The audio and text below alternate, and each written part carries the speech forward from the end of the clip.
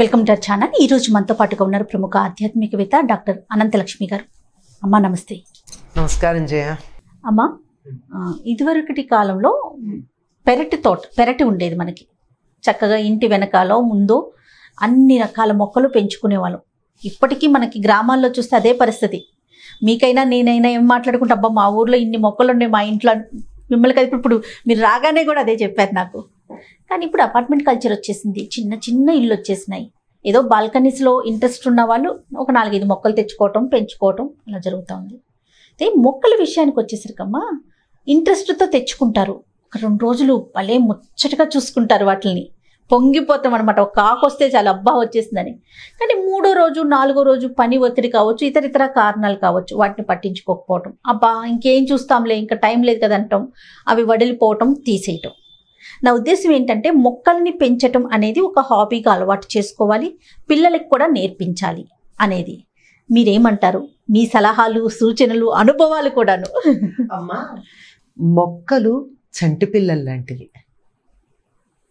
ఇంట్లో పెట్స్ పెంచుకుంటూ ఉంటారు కదా, పిల్లుల్ని, కుక్కల్ని, వీళ్ళకన్నా ముందు పిల్లలని. వీళ్ళని పెంచటం ఎంత శ్రద్ధగా చేస్తా. పిల్లలన్నా అలా ఆషామాషిగా పెరిగిపోతారు, కానీ కుక్క పిల్లలు అంత ఆషామాషిగా పెరగవు, ఇంకా ఎక్కువ శ్రద్ధగా. అంతకన్నా ఎక్కువగా చూడాలి మొక్కల్ని. మొక్క అంటూ ఒకసారి తెచ్చిన తర్వాత అది కూడా ప్రాణి, అది కూడా జీవి, దానికి కూడా ఆహారం కావాలి, అది కూడా గాలి పీలుస్తుంది.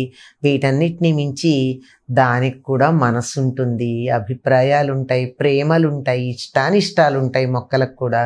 మరి అది అర్థం చేసుకోలేకుండా మీరు అన్నట్టు వాళ్ళెవరింట్లోనో మొక్క ఉంది నేను తెచ్చి పెడతానని కానీ, ఆ మొక్కలు పెడితే బాగుంది, టీవీలో ఏదో ప్రోగ్రాం చూసాం బాగా ఉందని కానీ, లేదా వాళ్ళు ఎవరో చెప్పారు ఇవాళ యూట్యూబ్లో బాగుంది అని కానీ మొక్కలు తెచ్చి పెడితే, కుక్క పిల్లని తెచ్చి పాలు పోయకుండా వదిలేస్తే ఎట్లా ఉంటుందో అట్లా ఉంటుంది. అంటే చాలామంది సొంత పిల్లల్ని సరిగ్గా చూసుకోవటం లేదు కదా, మొక్కల్ని చూస్తారా అంటే తెచ్చుకోకండి అట్లాంటప్పుడు. ఒకటే మాట, అంతే, ఒకటే మాట. చూసే శ్రద్ధ ఉన్నప్పుడు, మొక్కలని సాకినప్పుడు మాత్రమే, పిల్లల్లాగా వాటిని పెంచినప్పుడు మాత్రమే తెచ్చుకోవాలి. మొక్కకి ప్రతిరోజు ఒక మొక్క, ఉదాహరణకి చెప్తాను నేను, ఒక మొక్క దగ్గరికి రోజు నీళ్లు పోస్తూ, ఎక్కువ వద్దు, కొంచెం నీళ్లు పోస్తూ దాంతో ఎలా ఉన్నావు, బాగున్నావా, నీళ్లు చాలా అని ప్రేమగా అడుగుతూ నీళ్లు పోయండి. 10 రోజులు అయ్యాక మీరు అటు ఎడితే మొక్క మీ వైపు వంగుతుంది. ప్రయోగం చేసి చూడండి. ఊరికే మాట వరుసకి అన్నామని చెప్పి పెదిమలతో అంటాం కదా, మనస్ఫూర్తిగా దాని మీద ప్రేమ చూపిస్తూ 10 రోజులు కనుక మీరు దాని వంక సేవ చేస్తే, 11వ రోజున అది మీరు వెడుతూ ఉంటే ఇలా గాలి లేకపోయినా మీ వైపు వంగుతుందో లేదో గమనించండి. మొక్కలు అంత ప్రేమగా మనతో ఉంటాయి. మొక్క మాట్లాడుతుంది, మొక్క మాట్లాడు దాని భాషలో, మన మనసుతో చూడాలి, మన మనసు బాగా అర్థమవుతుంది. ఎంత బాగా అడుగుతాయో వాటికి ఏం కావాలో. సరే, అంత సున్నితంగా అర్థం చేసుకోలేకపోయినా ఆకులు, ఆకుకుండే రంగులు, దాని మీద ఉన్న చుక్కలు, మచ్చలు, వీటిని బట్టి దానికి ఏదైనా తెగుళ్ళు మొదలైన వస్తే చెప్పినా భావాలు కూడా ప్రకటిస్తాయి. మొక్కల్ని పెంచుకోవడం అన్నది శ్రద్ధగా చేయాల్సినటువంటిది. ఒకరోజు చేసి వదిలేస్తే కాదు. చాలామంది మొక్కలు పెంచే ఇష్టం ఉన్నవాళ్ళు పొరుగురు వెళ్ళడానికి కూడా ఇష్టపడరు. మొక్కలకి నీళ్ళు ఎవరు పోస్తారండి అని ఎవరికన్నా అప్పచెప్పి మాత్రమే పెడతారు. ఇంకొకటి కూడా గమనిస్తే, ఎవరికన్నా అప్పచెప్పి వెళ్ళిన తర్వాత ఆ మొక్కలు ఎక్కువ పూలు పుయ్యవండి. మళ్ళీ ఎప్పుడు ఏదో 4 రోజులు 15 రోజులు యజమాని వచ్చి వాటిని పూలు కనుక 2 రోజులు ఏదో మొహమాటానికి పూస్తాయి అంతే, అలవాటు కాగలేక. ఆ తర్వాత ఎక్కువ పూలు పూస్తాయి. ఇది మొక్కల్ని పెంచేటటువంటి వాళ్ళందరికీ ఉండేటటువంటి అనుభవం. అయితే మొక్కలు పెంచవలసిన అవసరం ఉందన్న సంగతి అందరూ తెలుసుకోవాలి. ఎందుకు అంటే, మనం పీల్చేటటువంటి ప్రాణవాయువు మొక్కల వల్లే మనకు వస్తుంది. అందువల్ల గాలి నువ్వు పీల్చి ప్రాణవాయువు తీసుకుని బొగ్గు పులుసు వాయువు వదిలేస్తున్నావు గనక, ఆ బొగ్గు పులుసు వాయువుని మళ్ళీ ప్రాణవాయువుగా మార్చేటటువంటి మొక్కల్ని పెంచినప్పుడు మాత్రమే నువ్వు ప్రకృతి పట్ల నీ రుణం తీర్చుకున్నట్టు. లేకపోతే అప్పు పడిపోతాం.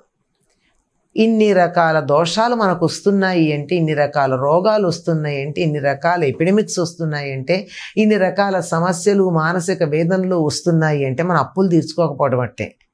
అప్పులు పట్టుకుని పీకుతున్నాయి మనకి. ప్రకృతి పట్ల, పర్యావరణం పట్ల మనకున్న అప్పు తీర్చుకోవడమే ఈ మొక్కలు పెంచడం అనేది. ఇది ఇంట్లో పెద్దవాళ్ళు గనక చేసినట్టయితే పిల్లలు అప్రయత్నంగా చేస్తారు. ఇది అలవాటు పడ్డ వాళ్ళు పెద్దవాళ్ళు అయ్యాక కూడా వాళ్ళకి సొంత ఇల్లు అది వచ్చిన తర్వాత ఇంట్లో మొక్కలు లేకుండా ఇల్లు ఏమిటి అంటారు. ఇంట్లో మనకు కావాల్సిన ఫోటోలు, వ్యవహారాలు, సోఫాలు అన్నీ పెట్టుకున్నట్టే 2 మొక్కలు కూడా లేకపోతే ఇల్లు కింద లెక్క ఎట్లా వస్తుంది అని భావించేటటువంటి పిల్లలు ఉంటారమ్మా. ఈ అలవాట్లు ఎంత బాగా వస్తాయంటే చిన్నతనం నుంచి మన జీవితంలో మనం పెంచుతూ ఉంటే పిల్లలు నేర్చుకుంటారు. ఆ స్కూల్ వాళ్ళు ఏదో హార్టికల్చర్ ఎగ్జిబిషన్ జరుగుతోంది అని తీసుకుని పెడితే అక్కడ ఒక మొక్క కొని తీసుకొచ్చాడు నా మనవడు నాకు. ఎందుకు అంటే ఇది అమ్మమ్మ దగ్గర లేదు అన్నాడు. బా చూడండి, అంటే వాళ్ళకి అమ్మమ్మకి మొక్కలంటే ఇష్టం గనక వాడు అమ్మమ్మకి గిఫ్ట్ చేయడానికి తీసుకొచ్చాడు. రేపు పొద్దున వాడు పెంచుకుంటాడు. పెద్దవాళ్ళని చేయాల్సిన పని ఏమిటంటే వాళ్ళకి అలవాటు కావడానికి, చూడన్న దీనికి కొత్త ఆకు వచ్చిందని చూపించాలి. They feel so excited. పిల్లలకి ఎక్సైట్మెంట్ ఎక్కువ ఉంటుంది. చిన్నదానికి ముచ్చట పడిపోతారు. బొండ్లు పై తెలియనటువంటి ఆనందం వస్తుంది వాళ్ళకి. అందుకని ఈ ఆనందం నువ్వు బొమ్మ కొనిపెట్టో, సినిమాకి తీసుకెళ్ళో కన్నా తీసుకెళ్ళి, చూసావా నిన్న 2 ఆకులు ఉన్నాయి, ఇవాళ 3వ ఆకు వచ్చింది చూడని ఎంత, అవునా అంటారు. అప్పుడు వాడు మళ్ళీ 4వ ఆకు ఎప్పుడు వచ్చిందో వాడు గమనించి మనకి చెప్తాడు. వాళ్ళకి దీని మీద కుతూహలం కలగాలి అంటే కుతూహలం పెంచవలసిన బాధ్యత ఉంది. మొక్కలు పెంచడం ఎంతో, మొక్కల మీద కుతూహలం పెంచాల్సిన బాధ్యత కూడా అంతుంది. నిజానికి పూర్వంలాగా పెద్ద పెద్ద పెరటి తోటలు వేసుకునే వీలు లేదు. కానీ ఇప్పుడు మిద్దె తోటలు అంటున్నారు కదా, మిద్దె మీద అన్ని రకాల మొక్కలు, టెర్రస్ గార్డెన్ చేస్తున్నాం కదా, టెర్రస్ గార్డెన్స్ చేస్తూ ఉన్నారు. అన్ని రకాల మొక్కలు పెట్టచ్చు. దాంట్లో తేలిగ్గా పెట్టేవే ఉన్నాయి, తేలిగ్గా పెరిగేవే ఉన్నాయి, మనం ఎక్కువ కష్టపడక్కర్లేనివే ఉన్నాయి. ఇవన్నీ కూడా చెప్పడానికి మనకి ప్రత్యేకమైనటువంటి విజ్ఞానం ఉంది. అదేదో సంస్థ పేరు నాకు గుర్తులేదు కూడాను, నేను చూశాను ఇంతకుముందు. మీకు 50 గజాలు గనక, 50 అడుగులు, 50 చదరపు అడుగులు గనక మీకు మిద్దె మీద ఖాళీగా ఉంటే మేము వచ్చి మీకు దాంట్లో అన్ని రకాల విత్తనాలు వేసి రూఫ్ గార్డెన్ మేము చేసి పెడతాము అని చెప్పినటువంటి వాళ్ళు ఉన్నారు. మనం కూడా రైతు ఛానల్ ఉందమ్మా మనకి సుమన్ టీవీలో. అందులో ఇలా ఈ టెర్రస్ గార్డెన్ కి సంబంధించిన ప్రతి వీడియో మనం పోస్ట్ చేస్తూ ఉన్నాము. అంటే ఎక్కడ పెట్టుకోవచ్చు, ఎలాంటి మొక్కలు పెంచుకోవాలి, మెలకువలు ఏంటి, పాటించాల్సిన నియమాలు, ఇవన్నీ కూడా. అంటే మనలాగానే చాలా ఛానల్స్ ఉన్నాయి, వర్క్ చేస్తా ఉన్నాయి. మీడియా కూడా తన పాత్ర తను వహిస్తోంది అనిపిస్తోంది మొక్కలకి సంబంధించి. ఇది చూసి ఇప్పుడు మనకు భాగ్యనగరంలోనే చాలా పెద్ద పెద్ద గార్డెన్లు ఉన్న వాళ్ళు చాలా మంది, మిద్దె తోటలు ఉన్నటువంటి వాళ్ళు చాలా మంది ఉన్నారు. ఎంతగా అంటే మనం ఆ కాయ బయట కొంటే ఎంత అవుతుందో దానికి 10 రెట్ల ఖరీదు డబ్బు వెచ్చించి ఆ మొక్కలు పెంచుతున్న వాళ్ళు ఉన్నారు. ఉదాహరణకి పనస పెంచిన వాళ్ళు ఉన్నారు, తెలుసు కదా. అది ఎంత కష్టమమ్మా, మామూలుగా కాదు కదా. అది కొన్ని ఎక్కువ సంవత్సరాలు పెంచాలి దాన్ని. అలా పెంచి అట్లా పెంచినటువంటి వాళ్ళు దానికి బయట కొనుక్కుంటే ఒక పనసకాయ ఇంత కాయ కొన్నామంటే తోటలో నుంచి ఒక 4 కుటుంబాలు తినచ్చు. కానీ వీళ్ళు ఒక్క కాయ పెంచడానికి 4 కుటుంబాలకు అయ్యే ఖర్చు వీళ్ళు ఒక్కదానికి పెడుతున్నారు.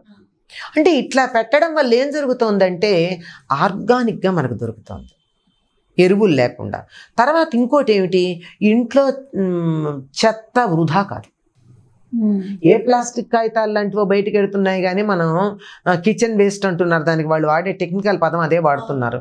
ఒక కుండీలోనో ఒక బకెట్లోనో దాన్ని స్టోర్ చేసేసి దాన్ని 5-6 రకాల పద్ధతులు ఉన్నాయి దాన్ని మనం వినియోగించుకునే పద్ధతులు. ఆ రకంగా వాడుకుంటే మనకి ఆరోగ్యకరమైనటువంటిది దొరుకుతుంది. ఒకటి, మనం ఏం కొన్నామో, ఏం పెంచామో ఆ ఫలితం ఏది వచ్చిందో మనకు ఆరోగ్యకరమైనది మన ఇంట్లో మనకు ఉండేటటువంటి తృప్తి ఉంది.